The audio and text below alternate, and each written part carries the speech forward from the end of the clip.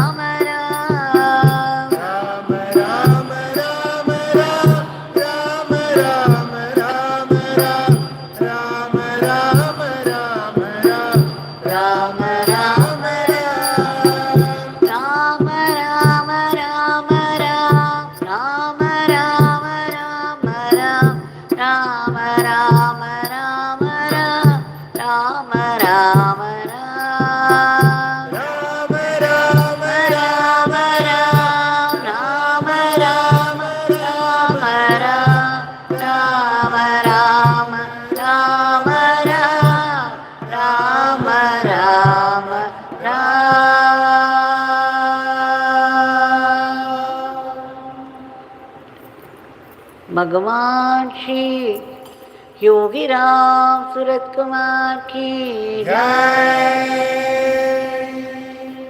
सर्वं Yogi Ram Surat Kumar प्रणमस्तु।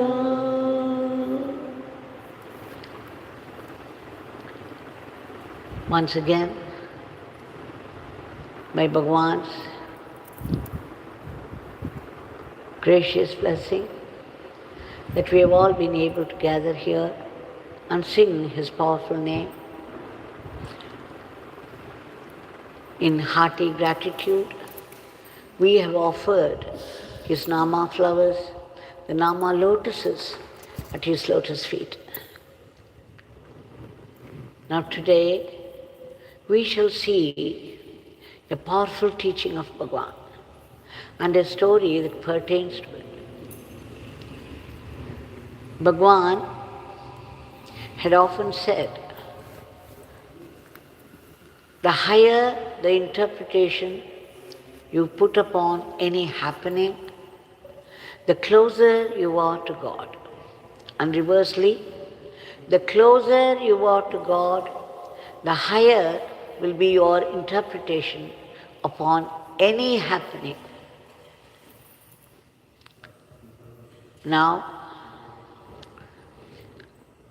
the thoughts that we get are truly a measure of our spiritual progress.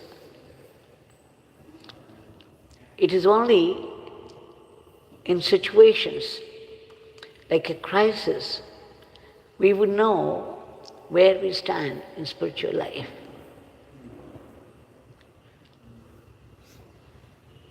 Now, here is a story how Sri Ramanujacharya behaved when a situation rose, in contrast to the way the ordinary people behave. He was once walking in a street of Srirangam with his disciples. Now on the way, there were some boys, little boys, who had kept a statue of Ranganatha, and they were actually playing a make-believe puja. They were all chanting some mantras. One pretended to pluck some flowers. They already had some flowers, but then one pretended to pluck. The other one pretended to do the bell. And then one pujari began to chant the mantras, and the puja was going on. All these boys were completely absorbed in this make-believe puja. It was a game for them. What a game!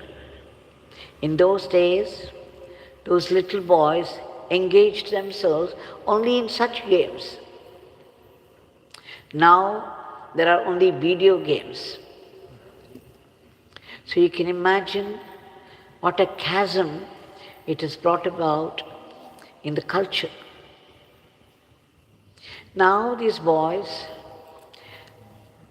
as they were absorbed, they were also blocking the road, and Ramanujacharya's disciples were a little disconcerted. They thought these boys, they were only playing games, and how dared they not giving path to this great Acharya. So one of the disciples bent forward and reprimanded these little boys. How dare you do this? What is this you people are playing? The great Acharya is coming. Don't you see? Should you not respect and give way to him? Then pat came the reply from one of the boys. You see, we are busy doing puja. We are busy worshipping God. Your Acharya is very important to you people. Now, our God here is important to all of us. What is wrong with this? Now, naturally, the man got wild. The disciple got even more wild, and he started to scold them. But Ramanujacharya, being Ramanujacharya, he melted inside at the way the boys answered and how busy they were in worshipping God. However, it was a play with them He immediately joined the boys, and then with folded hands, he was one of them watching the whole show, at the end of which the boys distributed prasad, a make-believe prasad, and Ramanujacharya, with great devotion and humility, took the prasad from them. Just see how we would have all behaved, how a Mahatma behaves. He understood their hearts. Even though they started it as a game, they were absorbed in it. And what was the game? What a game it was.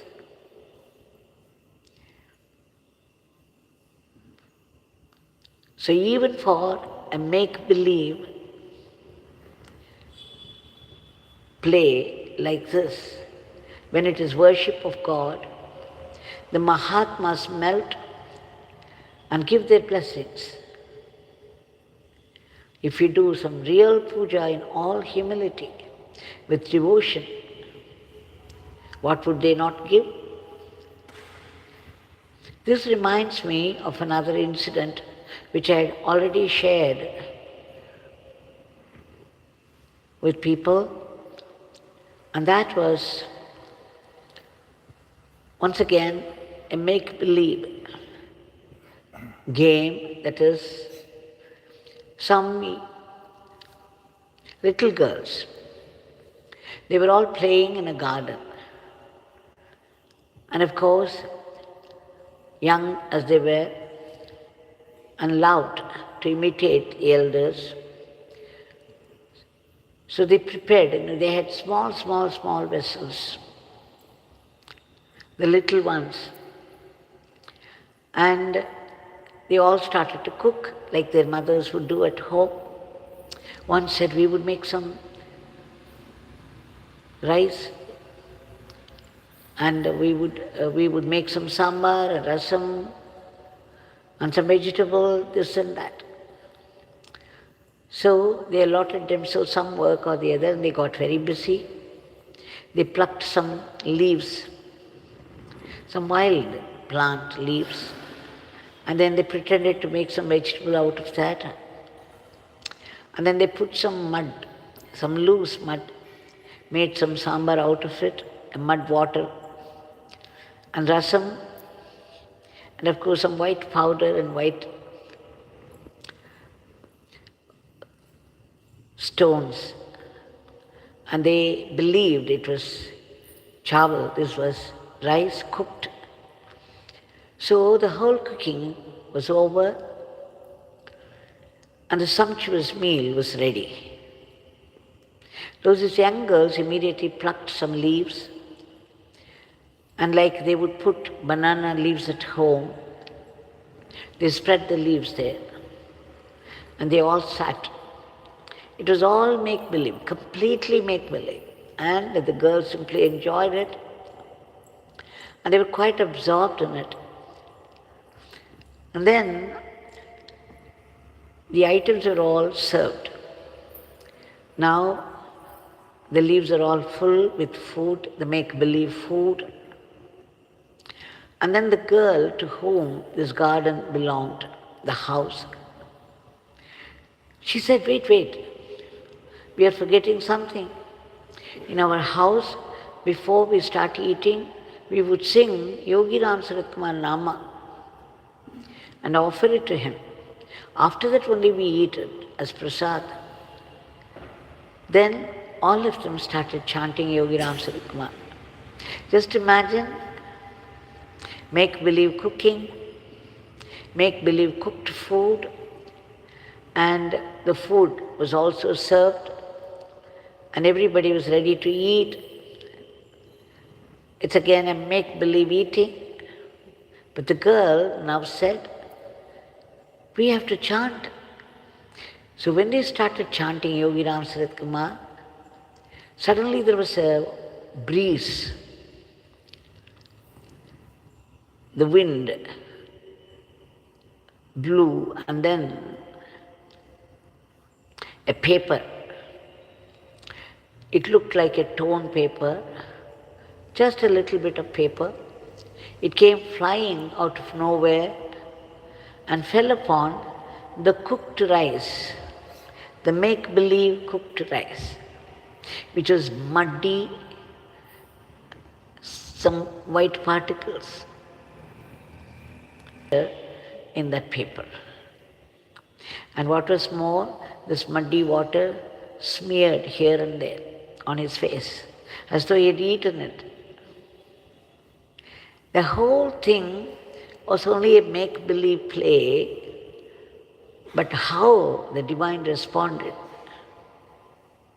Out of nowhere, a piece of paper should come flying and fall upon the spread out, cooked, make-believe food. But the picture of Yogi Ram Sarat Kumar was real. The photo. How did it come there? The girls were absolutely thrilled. Their joy was ineffable. They forgot the play and they began to sing Yogi Ram Sarat Kumar Nama even more excitedly. So you see the divine response, even if it is a play. So why wouldn't he respond when we do really chant the name and call out with prayer? This was really very touching when I read it. There was a book on Ramanujacharya, somebody had sent, so Bhagavan made me read the whole book. There was also a book on Adi Shankara, which of course I read out to him. And he also made me read The Secret Doctrine, a very, very thick book of probably over 1,000 pages. And it was very small letters. I had to read it day and night, day and night. And it was so small, it was such a strain on eyes. But then because he was asking me to read out, I kept on reading, but I couldn't understand anything at all. It was about the subtleties of nature, the cosmos, and the working of creation, the secrets of creation. After 600 pages, I thought I had enough of that, and then I burst out saying, Bhagavan, I can't understand a thing. Now I have read 600 pages. Should we go on reading it? Immediately Bhagavan said, Oh Devaki, even this beggar doesn't understand anything. I said, I don't understand anything, you don't understand anything, but 600-page reading. And then he said, with a smile, Devaki, Father wants you to read out, and Father will put it to use. Just see what a great truth the simple reply revealed.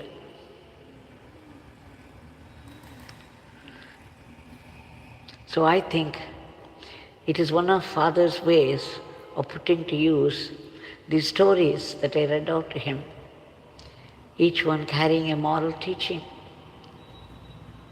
Yesterday we saw the two outlooks on life, the two attitudes to life. One saw only the banana string that was hanging around the neck of an inspired speaker, and he made fun of it. The other saw the fallen petals at his feet, saying that it was a tribute. It was a prostration at the feet of the speaker in admiration of what he was saying. Everything is attitude. Here in the story we see that even a game play, invokes grace, if it is genuine. I remember reading Ramakrishna Paramahamsa once was going on the one of the streets of Calcutta in a carriage,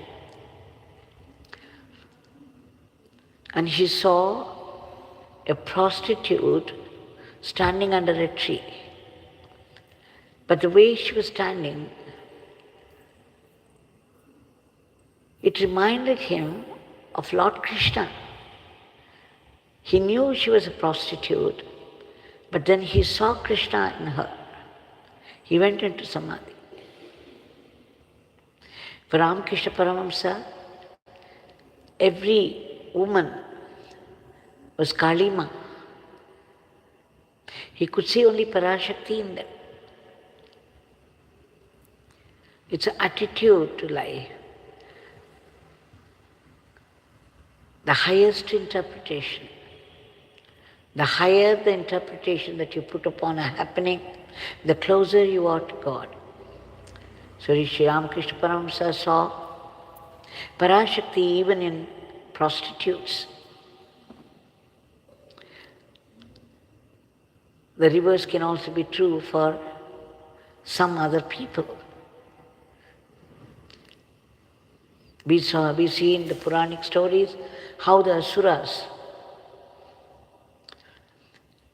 some of them wanted to marry Parvati Devi, how they attempted it, and in the process got killed. So, let us remember what Bhagavan said. Let us become sattvic. Let us improve our way of thinking so that our attitude to life will be lofty and that we are able to give only a high interpretation to everything that's happening around. Let us now do our prayer for the day. When God can respond to even a gameplay prayer, why wouldn't He respond to our prayer, genuine, deep prayers? Bhagavan, we beg you again and again, a million times, for your immediate divine intervention to bring forth a dharmic normalcy, to change the way of the world as it is now. There is so much violence, misunderstanding, growing enmity between people, promiscuous living, absolutely no values for the younger generations. And what kind of culture that we are leaving for the younger generation. And you see, there is also the war already going on, and the sudden attacks of cruel diseases, and then the violence of nature. Bhagavan, only you can do something about it, and you can do everything about it. You can bring in peace, harmony, order, unity, friendship and brotherhood, growing friendship and brotherhood, and mutual understanding and help. And the war should stop. Bhagavan, we beg you again and again to bring the war to the end. And once again, peace should prevail there.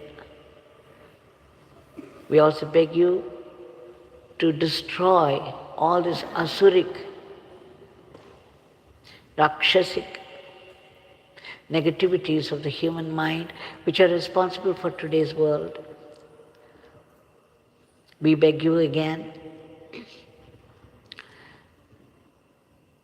to help all those people who have been stranded in varied parts of the world for some reason or the other due to their past karmas, unable to help themselves or protect. We beg you to reach out to them, to those helpless people and do the needful. We also beg you to protect all those unselfish people who have been working hard for the welfare of others from unhealthy criticisms and reproaches. We beg you again to promote the economy of the country and the growth in varied fields of activities, that India would reach that high status of Vishwaguru, the world teacher, to conduct the whole world in the path of Dharma. We also beg you to bless us to chant this powerful name ceaselessly. And please bless us for the unbroken remembrance of your leelas and teachings so that we assimilate and make them into Atma Shakti. We beg you again to bless us to be sattvic instruments in your hands. We don't want to be Rakshasas, the Asuric forces. Please bless us to run our everyday life as an offering to you, and not be caught by the snares of Maya. We also seek that ultimate state of bliss and peace, for it is our birthright, as some great souls say. But then we need to be purified. The mind as it is now is full of this world, worldliness, and because of which there is so much fear, uncertainty, insecurity, passion, sorrow, anger, poisonous anger, and growing desires for worldly possessions. How to cleanse them? How to cleanse the mind of these things? Nama is a very powerful weapon, a detergent soap, which can wash the mind out. We take refuge in that powerful name of yours and joyful, ceaseless chanting of that. And Bhagavan, we also take refuge in joyful service. Whatever work that falls into our hand, wherever we are, in whichever part of the world we are, either we are at home or a forest or an ashram, if we do the work that falls into our hand as service to the Lord, and that without unhealthy competition or jealousy, then all this would become once again our Atma Shakti. Bhagavan, we also beg you to bless us to practice acceptance of whatever life brings to us, be it a joy or sorrow. Coming from you, it can only be a great blessing because you are a well-wisher. And without suffering, we would not turn to you at all. So it keeps us closer to you, and it's meant for our spiritual growth. And Bhagavan, we beg you to bless us to be able to feel your living, vibrant presence everywhere and in everything. Please enable us to see only your sankalpa behind all the happenings of life. And please bless us to detect that hidden grace even in the most devastating experiences of life. However ruinous it is, there is still a blessing kept by God. But we, when there is an attack of a past karma, we lose our balance.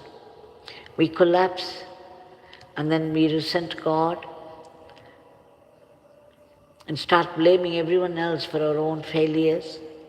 But then Bhagavan, gracious as He is, would see that we don't move away from Him and convert our adversities into blessings. Please, Bhagavan, please bless us to be grateful to you even for the sufferings of life, knowing they were blessings in disguise. We seek your blessings for all the species of the cosmos, in whatever state of being, whatever state of misery they are, to be lifted to a higher plane. And finally, we seek dissolution. We who have been seeking only solutions to our endless problems of life, seek dissolution. Dissolution of what? I am the body idea, the ego self, the I and mine, the tyranny of the ego, so that we be free from the vicious cycle of births and deaths, that we be blessed with immortal life, that eternal living, an eternal servitude to you, that eternal supreme Brahman. Jai Yogi Ram Sarat Kumar.